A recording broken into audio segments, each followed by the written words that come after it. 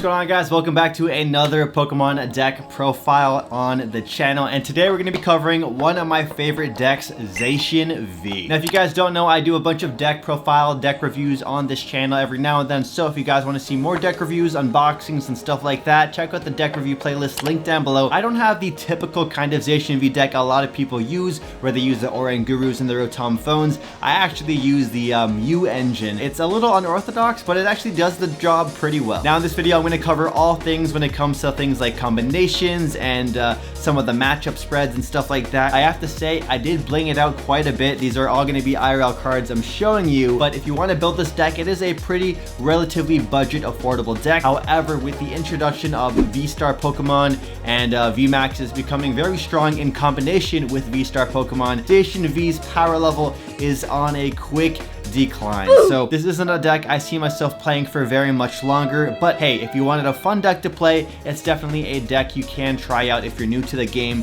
It's pretty simple in terms of how it runs. Oh yeah, and one last thing before we switch to the card cam, this is the deck I use in the most recent large Pokemon card tournament, so I'll leave that vlog, or the tournament vlog, linked down below if you guys want to check it out. I do go to weekly tournaments all the time, so if you guys want to see meta checks and see what the decks are like and how my whole player experience and journey goes, make sure you guys tune in for those weekly tournament vlogs. I also have some cards over here which I'll talk about as well, and these are the cards that are like kind of cards you could substitute into the deck depending on how the meta goes. We have Zacian V, and we're gonna run 4 copies of Zacian V. Really powerful attacker, really good attack, 230 damage for Brave Blade, and it costs 3 metal energies. Now, the downside to this is that once you attack with this Pokemon and it's in the active slot, it can't attack again unless it leaves that active position, and then you're able to attack again. Now, there's various ways you can get Zacian V rotated out of that. You can use a switch card, you can use Escape Rope, you can just manually retreat and discard energies or attach Air Balloon. It also has the ability Intrepid Sword. It allows you to draw 3 cards from your deck, and if any of those are metal energies, basic metal energies,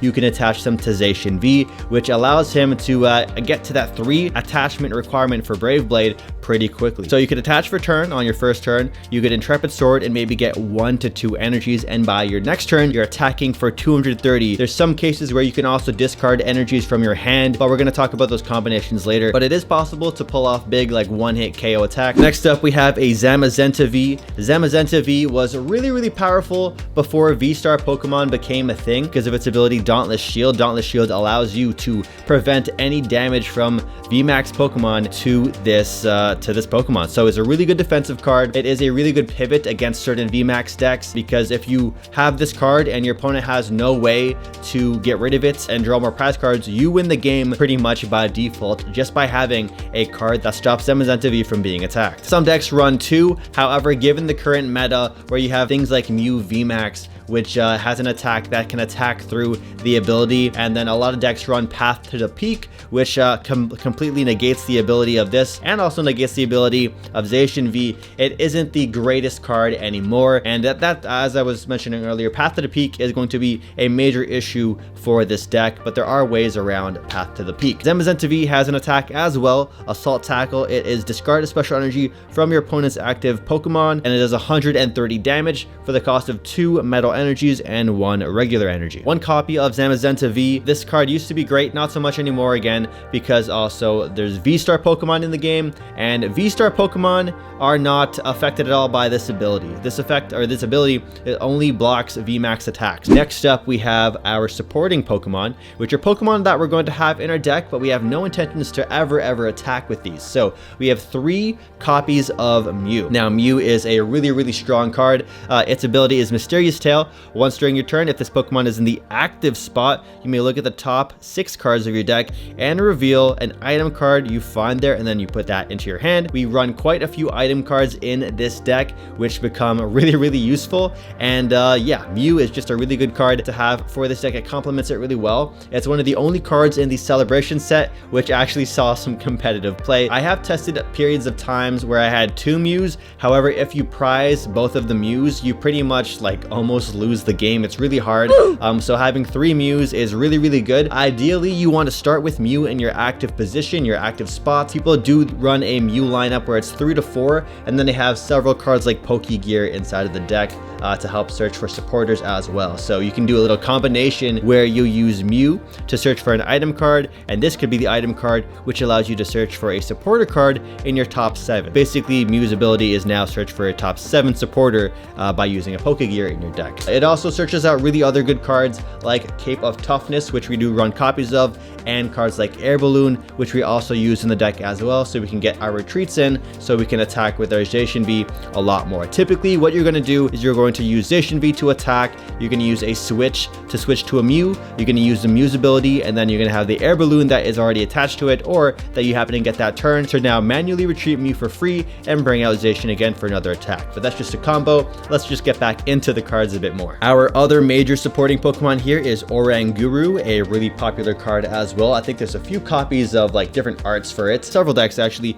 use 2 copies of Oranguru instead of using the Mews, and they'll run 4 copies of Rotom Phone. But for the sake of this video, I'm just running 1 copy of Oranguru. It's really clutch. He can come in handy. He can even win you the game in some cases where you need to top deck a particular card or protect your hand. His ability is really good. It is Primate Wisdom, and it's once during your turn you may switch the top card of your deck with the card with a card in your hand. You can now plant an energy card on the top of your deck with Oranguru to guarantee when you use Zacian V's Intrepid Sword ability that you get that 1 metal energy guaranteed. So really clutch. That's why he's so good. And also there's cards like Marnie that really disrupt your deck, which can basically be the reason you lose. A common combination to defeat this deck is Path to the Peak plus Marnie, where your hand gets shuffled away to the bottom, and you have 4 new cards which really you don't know if they're going to be useful or not. So using Oranguru's effect, you can use it to, for example, just put a stadium on the top of your deck, so you can guarantee use an ability the next turn, or so you can use a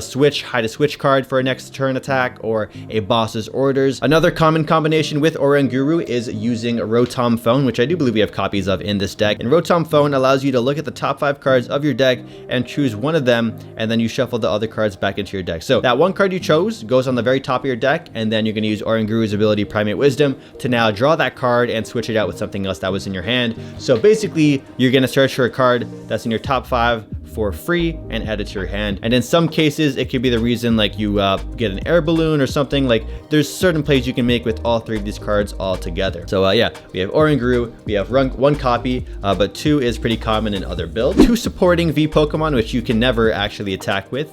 I have tested Aurora Energy, so you could attack with Crobat V. It's not as great as it seems. Crobat V for drawing power, some extra consistency in the deck. It does become a liability at some points. However, with cards like Collapse Stadium, which we do run, you're able to put it into your discard pile for free, which is very handy. Dark Asset, when you play it onto your bench, you can draw cards into your hand until you have 6. You can use Mew to search out a Quick Ball, and you can Quick Ball into a Crobat V, and then draw a bunch of cards. Another option for our supporter, which we are not supporting Pokemon, Luminion V, a new card from the latest set, Brilliant Stars. And similar to Crobat V, it's a card where you play it on your bench. You get to search for any supporter in your deck. So this card is really good for consistency. It gives you some flexibility in terms of certain scenarios. Say you run Bird Keepers, say you need a boss's orders, say you need a Professor's Research or a Marnie. It allows you to search for a supporter that you need in that particular moment. And again, these cards are both searchable with Mew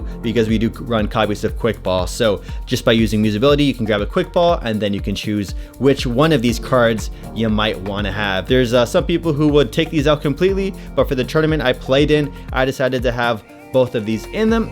Now, there is a downside to this. If you do end up starting the game with either of these cards as your active Pokemon, it is an uphill battle from there. It is really hard to come back, and I actually lost 2 games because my starting Pokemon were either Crobat V, Luminion V, and the worst case scenario is if you have Crobat V on your active spot, and then you have the other one in your hand at the start of the game, but no Zacian V to be found. So there is some risk by having these cards for extra support power. However, it does come off being very, very handy be depending on the game. So yeah, these cards do become a reason you can lose the game sometimes, but it also can become the reason you win the game as well. I'll probably take these out down the road, or I just might switch off the Zacian V deck completely. 4 copies of Switch. I like the old school art. These are super handy, being able to switch out your Zacian V. You do the switch, and then you're going to switch into either a Mew or an Oranguru that has an air balloon on it. You're going to use the Mew's ability if it's the Mew you chose, and then you switch back into the Zacian to attack. You can even switch into a different Zacian to attack again.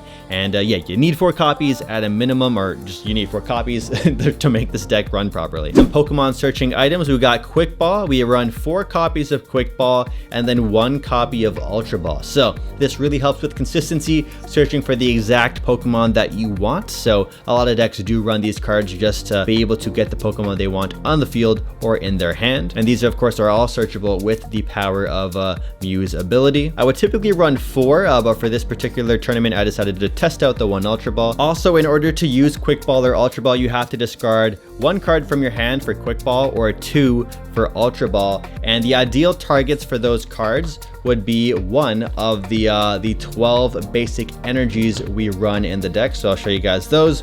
1, 2, 3, 4, 5, 6, 7, 8, 9, 10, 11, 12. So 12 basic energies, that's what we have. There is coding energy, but coding energy isn't really needed in the current meta because fire Pokemon decks aren't too popular, but fire is the weakness to this deck. So if you want to counteract that, it is useful. However, you can't use Intrepid Sword to attach the coding energy from Zacian V. And then you also can't use Metal Saucer on coding energies because it has to be a basic, or it has to be a metal energy, like a regular metal energy. What you do is you're going to use Quick Ball or Ultra Ball to get a metal energy into your discard pile, and then Metal Saucer will allow you to attach an energy to a Pokemon on your bench, a metal Pokemon on your bench, and we have 4 of these. So really good for energy acceleration. Great if you had a Pokemon knocked out the previous turn, you can charge up another Zacian V for the following attack or following turn. And if you can combine these, or combine a Metal Saucer with the power of Raihan as well, then you can get 2 energies plus an attachment, so you can have 3 energies